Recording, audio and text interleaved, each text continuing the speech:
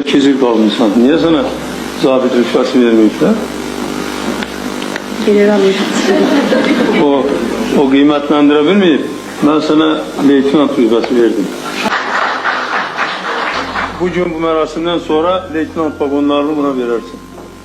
Ali Başkanlık komandanımız Güzel Melike Ahmedova tertip şüphesiz huzuruna geldi. Tabii ki de.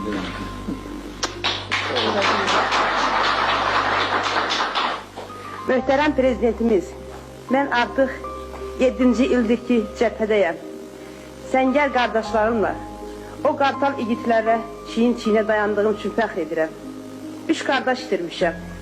İkisini didərgin düşdüyümüz Ermənistanda itirdim ki qardaşımı Yaqubla Sayadı. Qəbirləri əsirlikdədir. Sonra isə 3-cü qardaşım Kamandarla and içdik. And içdik, neçə ki torpağımız yağı tapdağındadır.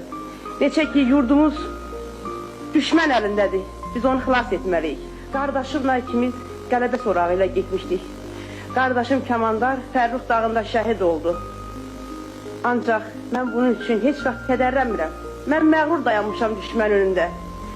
Mən cəbhədə Kamandar kimi neçə qardaş tapmışam. Neçə sirdaş tapmışam.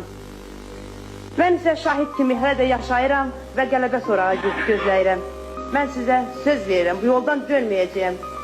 Qələbə torpağı gətirməyincə. Çox sağ olun sizə, öz məqsərim. Evet. Sen çok yaxşı net söylədin. Ama sen niye indiyə qədər bir belə pulu verirsən, elə kezir qalmışsan? Niye sana zabit rüşvəsi vermeyiplər? Gelir almışım. O kıymetlendirebilir miyim? Ben sana leytinant rüşvəsi verdim. Yoxlar, mən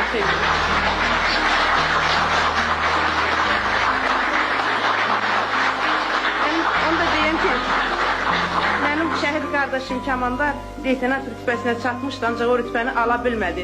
Gəldi 3 aydan qardaşım kəşfiyyat komandiri olubdu. Mən də onlar 2 dəfə əsir yurdumuza dönmüşəm və qardaşlarımın əsir torpaqlarından götürmüşük, bir ovuc gətirmişəm. Həmən torpağı qardaşım dedi, Mələkə saxlayaq. Anam çox nigarandı. Bir şey olsa anamın qəbrinə səfərik. Ancaq elə gəldi ki, qardaşım Kamandar şəhid oldu. Yaqubla Sayadın qəbrindən götürdüyüm torpağı onun uçunan qəbrinə səfəsi oldum. Və 3 qardaşı bir qəbirdə birləşdirdim. İndi mənim ürəyim rahatdır ki, 3 qardaşım bir qəbirdə, bir məzarda Şəhidlər Xiyabanda uyuyur. Mən həmişə oranı ziyarət edirəm. Və çox sağ olun.